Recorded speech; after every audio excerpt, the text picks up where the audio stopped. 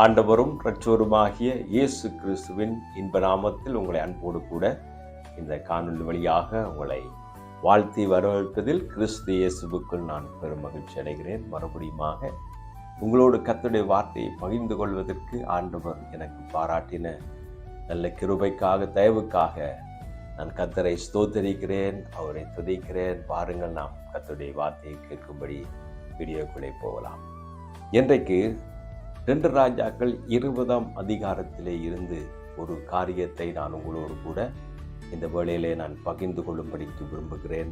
இங்கே சொல்லப்பட்ட அருமையான இந்த செய்தி ஊடாக கர்த்தர் நம்மோடு கூட இடைப்படுவாராக என்ற நான் நம்பிக்கையோடு, விசுவாசத்தோடு இதை பகிர்ந்து கொள்கிறேன். நிச்சயமாக இந்த வார்த்தைகள் உங்களுக்கு ஒரு பெரிய ஆசீர்வாதத்தை கொண்டு வரும். இங்கே வாசிக்கப்படுகிறது 2 ராஜாக்களின் புஸ்தகத்திலே 20ஆம் அதிகாரத்திலே ஒரு காரியத்தை நான் வாசிக்கிறேன். அங்கே பார்க்கிற பொழுது, அந்நாட்களிலே எசேக்கியா வியாதிப்பட்டு மரணத்துக்கு ஏதுவாய் இருந்தான் என்று இந்த முதல் வசனத்திலே, முதல் பகுதியிலே சொல்லப்பட்டிருக்கிறது. இங்கே எசேக்கியா வியாதிப்பட்டு இருக்கிறதை பார்க்கக்கூடியதாக இருக்கிறது. அது மாத்திரமில்லாமல் அவன் மரணத்துக்கு ஏதுவாக இருந்தான் என்பதை இங்கே பார்க்கக்கூடியதாக இருக்கிறது. அன்பானவர்களே, இந்த நேரத்திலே அங்கே ஏசாயா என்றதான தேவனுடைய மனிதனாகிய தீர்க்கதரிசி, அவருக்கு சொல்லப்படுகிற ஒரு முக்கியமான காரியம் அங்கே வாசிக்கிறேன். பாருங்கள், அவனிடத்தில் வந்து அவனை நோக்கி, நீர் உமது வீட்டு காரியத்தை ஒழுங்குபடுத்தும், நீர் பிழைக்க மாட்டீர், மரித்து போவீர் என்று கர்த்தர் சொல்லுகிறார் என்றான் அங்கே எழுதப்பட்டிருக்கிறது. ஆகவே ஒரு மரணத்துக்கு ஏதுவாக இருந்த இந்த எசேக்கியேலை ஆண்டவராகிய தேவனுடைய ஊழியக்காரனாகிய ஏசாயா வந்து அவருக்கு சொல்லுகிற ஒரு காரியம், நீ பிழைக்க மாட்டாய், மரித்து போவாய், உன்னுடைய எல்லா காரியத்தையும் முடித்து கொள்ளுண்டு அங்கே சொல்லுவதை பார்க்கக்கூடியதாக இருக்கிறது. ஆகவே இந்த எசேக்கியேல் எதை செய்வதென்று தெரியாத ஒரு சூழ்நிலையாக இருக்குது. யோசித்து பாருங்கள், மரண தருவாயிலே இருக்கிற ஒரு மனிதனுக்கு கர்த்தருடைய தீர்க்கதரிசி வந்து சொன்ன இந்த வார்த்தை அவருடைய இருதயத்தை நிச்சயமாக இன்னும் மேல்மேலும் வேதனைப்படுத்தி இருக்கும். ஆனால் அவர் செய்த ஒரு காரியம் முக்கியமான ஒரு காரியமாக இருக்கிறது. கர்த்தாவே, அவர் சொல்லுகிறார், இந்த எசேக்கியேல் அங்கே சொல்லுகிற ஒரு காரியம் என்னவென்றால், கர்த்தாவே, நாம் உமக்கு முன்பாக உண்மையும் மன உத்தமமாய் நடந்து உமது பார்வைக்கு நலமானதை செய்தேன் என்பதை நினைத்தருளும் என்று விண்ணப்பம் பண்ணினான். எசேக்கியா மிகவும் அழுதான் என்று பார்க்கக்கூடியதாக இருக்கிறது. எசேக்கியா இப்பொழுது தேவனுக்கு முன்பதாக ஒரு ஜெபம் பண்ணுகிறார், மன்றாடுகிறார், விண்ணப்பம் பண்ணுகிறார். என்னவென்றால், அவர் சொல்லுகிற காரியம் மிக முக்கியமானது. நான் உமக்கு முன்பாக உண்மையும் மனம் உத்தமமாய் நடந்து உமது பார்வைக்கு நலமானதை செய்தேன் என்பதை நினைத்தருளும் என்று அவர் விண்ணப்பம் பண்ணி அழுதார் என்பதை பார்க்கக்கூடியதாக இருக்கிறது. தேவனுக்கு முன்பதாக அவர் விண்ணப்பம் பண்ணுகிறார், நான் உமக்கு முன்பதாக உத்தமமாகவும் மன உத்தமத்தோடு நடந்தேன் என்பதை நீ நினைத்து கொள்ளும், உண்மையாகவும் மன உத்தமமாக நடந்ததை நீ நினைத்து கொள்ளும் என்று ஆண்டவரிடத்திலே விண்ணப்பம் பண்ணுவதை பார்க்கக்கூடியதாக இருக்கிறது.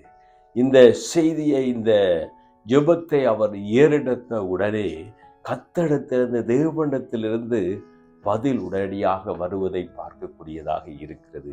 அதாவது ஏசாயா இந்த தீர்க்கதரிசி வந்து அந்த காரியத்தை சொல்லிவிட்டு போவதற்கு முன்பதாக வேதத்தில் எழுதப்பட்டிருக்கிறது, அவன் பாதி முற்றத்தை விட்டு அப்புறம் போகிறதுக்கு முன்னே கர்த்தருடைய வார்த்தை அவனுக்கு உண்டாகி அவர் சொன்னது என்பதை பார்க்கக்கூடியதாக இருக்கிறது. என் அன்பு சகோதரி, சகோதரியே, கர்த்தரிடத்திலே அவன் மன உருக்கத்தோடு கூட, நான் உமக்கு முன்பதாக உத்தமத்தோடும் மன அந்த உத்தமத்தோடு உண்மையோடு கூட நடந்ததை நினைத்து கொள்ளும் என்று எசேக்கியா விண்ணப்பம் பண்ணுவது மிக முக்கியமான ஒரு காரியமாக இருக்கிறது. ஆண்டவரிடத்திலே அவன் விண்ணப்பம் பண்ணுகிறான். தன்னுடைய மரண தருவாயிலே, அந்த சூழ்நிலையிலே கர்த்தரிடத்திலே தான் அவன் விண்ணப்பம் பண்ணினான், மனம் திரும்பினான், ஆண்டவரை நோக்கி தான் தேவ சமூகத்திலே கதறினார், விண்ணப்பம் பண்ணினார் என்பதை பார்க்கக்கூடியதாக இருக்கிறது. ஆகவேதான் அவருடைய கண்ணீரை கண்டு, அவருடைய உத்தமத்தை பார்த்து, அவருடைய நிலையை பார்த்து ஆண்டவர் அவருக்கு வயதை ஆயுளை கூட்டி கொடுத்ததை பார்க்கக்கூடியதாக இருக்கிறது. அங்கே சொல்லப்பட்டிருக்க முக்கியமான ஒரு காரியத்தை நான் உங்களுக்கு சொல்லுகிறேன். அது என்னவென்றால், உன் விண்ணப்பத்தை கேட்டேன், உன் கண்ணீரை கண்டேன், இதோ நான் உன்னை குணமாக்குவேன் என்று ஆண்டவர் சொல்லுகிறதை பார்க்கக்கூடியதாக இருக்குது. அருமையானவளே, அவருடைய நாட்களிலே 15 வருஷத்தை ஆண்டவர் எசேக்கியாவுக்கு கூட்டி கொடுத்து அவனை ஆசீர்வதித்ததை பார்க்கக்கூடியதாக இருக்கிறது. அவர் சொல்லுகிற ஒரு காரியம், உன் விண்ணப்பத்தை கேட்டேன், உன்னை நான் குணமாக்குவேன், இதோ நான் உன்னை குணமாக்குவேன் என்று ஆண்டவர் சொல்லுகிற ஒரு அற்புதமான ஒரு காரியத்தை பார்க்கக்கூடியதாக இருக்கிறது. ஏசாயா தீர்க்கதரிசி எசேக்கியேலை பார்த்து சொன்ன ஒரு காரியம், உன் நாட்கள் முடிந்து போனது, அவன் மரணத்துக்கு ஏதுவாக இருந்து விட்டான், நீ பிழைக்க மாட்டீர், உன்னுடைய வீட்டு காரியத்தை எல்லாம் ஒழுங்குபடுத்தி நீர் செய்ய வேண்டியதை மற்றவிடத்திலே ஒப்பு கொடுத்து விடும் என்று சொன்ன பொழுதும் அவன் தேவனிடத்திலே விண்ணப்பம் பண்ணினான், மன்றாடினான், ஜெபம் பண்ணினான், அழுதான், கர்த்தரை நோக்கி பார்த்து சொன்ன ஒரு காரியம், உமக்கு முன்பதாக நான் நடந்ததை நினைத்து கொள்ளும் என்று சொல்லி. ஆகவே அவனுக்கு ஒரு 15 வருஷத்தை ஆண்டவர் கூட்டி கொடுத்தார் என்று பார்க்கக்கூடியதாக இருக்கிறது. அது மாத்திரமில்லாமல் ஆண்டவர் சொன்ன ஒரு காரியம், அவன் வியாதிப்பட்டிருக்கிற அந்த இடத்திலே அத்தி பழத்தினால் ஒரு அடையை உண்டாக்கி அங்கே அதை அவன் மேல், அந்த பிளவையின் மேலு கட்டு போடுகின்ற பொழுது அவன் சுகமாகி அந்த நாட்களிலே அவன் ஆலயத்துக்கு போயிருந்தான் என்று நாங்கள் பார்க்கக்கூடியதாக இருக்குது. 3 நாளிலே நீ கர்த்தருடைய ஆலயத்துக்கு போவாய் என்று விகுதி வருகிற வசனங்களிலே நான் இங்கே பார்க்கக்கூடியதாக இருக்கிறது. என் அன்பு சகோதரனே, சகோதரி, உங்கள் விண்ணப்பத்தை அவர் கேட்டார். உங்களை ஆண்டவர் குணமாக்குகிறவராக இருக்கிறார் என்று அங்கே சொல்லப்பட்டிருக்கிறது. அங்கே சொல்லப்படுகிற ஒரு காரியம், உன் விண்ணப்பத்தை கேட்டேன், உன் கண்ணீரை கண்டேன், இதோ நான் உன்னை குணமாக்குவேன். ஒருவேளை உங்களுடைய வாழ்க்கையிலே நீங்கள் அழுது கொண்டிருக்கலாம். இந்த மரணத்துக்கேற்றதான ஒரு வியாதியின் படுக்கையிலே நீங்கள் கடந்து போய் கொண்டிருக்கலாம்.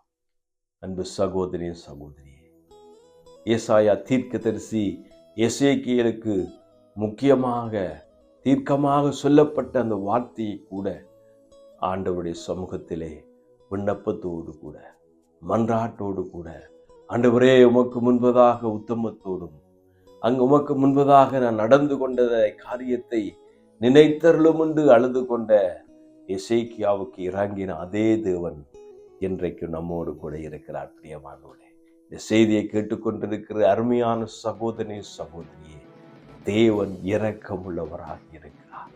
அவர் அன்புள்ள தேவனாக இருக்கிறார்.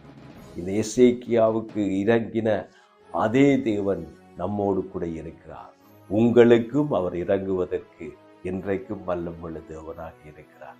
என் அன்பு சகோதரனே, சகோதரிகளே, உன் கண்ணீரை அவர் காண்கிறவராக இருக்கிறார். உன் விண்ணப்பத்தை கேட்டேன், உன் கண்ணீரை கண்டேன், உன்னை நான் குணமாக்குவேன் என்று அருமையான ஆண்டவருடைய வார்த்தை உங்களை இப்பொழுதே ஆறுதல் படுத்தட்டும்.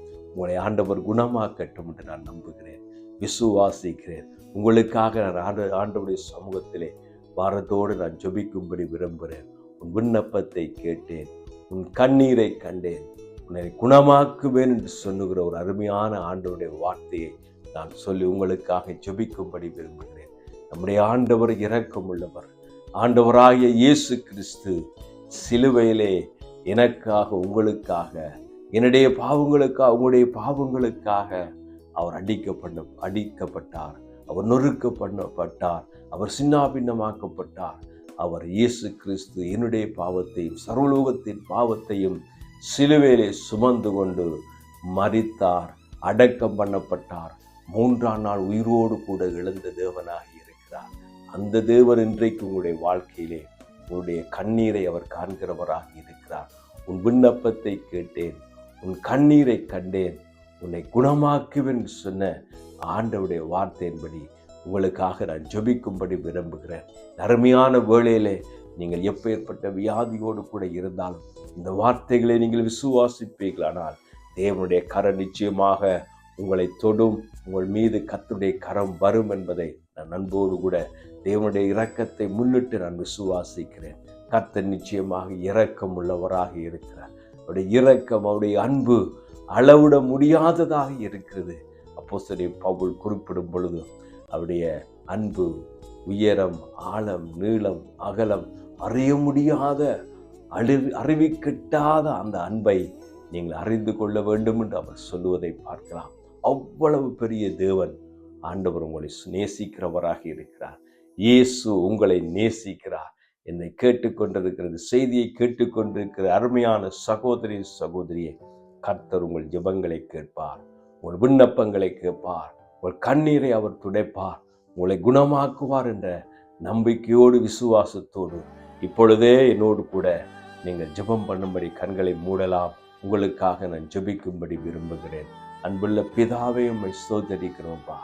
எசேக்கியேலுடைய ஜெபத்தை நீர் கேட்டீர், அவருடைய விண்ணப்பத்தை நீர் கேட்டீர் கர்த்தாவே. ஆண்டவரே, உன் விண்ணப்பத்தை கேட்டேன், உன் கண்ணீரை கண்டேன், இதோ நான் உன்னை குணமாக்குவேன் என்று சொன்ன அந்த வார்த்தையின்படி இந்த செய்தியை கேட்டுக்கொண்டிருக்கிற யாராயிருந்தாலும் வியாதிப்பட்டோ, கண்ணீரிலே, வேதனைகளிலே, ஆண்டவரை நெருக்கத்திலே, துக்கத்திலே இருக்கிற மக்களை நீ சுகமாக்கும்படி செபிக்கிறேன், குணமாக்கும்படி செபிக்கிறேன். அவருடைய தேவைகள் அற்புதமாய் சந்திக்கப்படுவதாக என்று செபிக்கிறேன். ஆசீர்வதியும் இயேசுவின் நாமத்தில் பிதாவே, ஆமென். கர்த்தர் நாமத்துக்கு மகிமை உண்டாவதாக. இதுவரைக்கும் நீங்கள் எங்களுடைய வீடியோவை பார்த்து வருகிறீர்கள். இன்னும் இந்த வீடியோவை பார்க்க நீங்கள் விரும்புகிறவர்கள் எங்களுடைய சேனலை நீங்கள் சப்ஸ்கிரைப் பண்ணி வைத்திருந்தால் நாங்கள் போடுகிற வீடியோவை நீங்கள் உடனடியாக பார்வை செய்ய முடியும். அது மாத்திரமில்லாமல் 200க்கு மேற்பட்ட வீடியோக்களை எங்களுடைய சேனலிலே நாங்கள் பதிவிறக்கம் செய்திருக்கிறோம். அவைகளை நீங்கள் பார்த்து நீங்கள் ஆசீர்வாதத்தை பெறுவதற்காக நான் உங்களை அழைக்கிறேன். கர்த்தர் உங்களை ஆசீர்வதிப்பாராக. ஆமென். God bless you. Amen. Amen.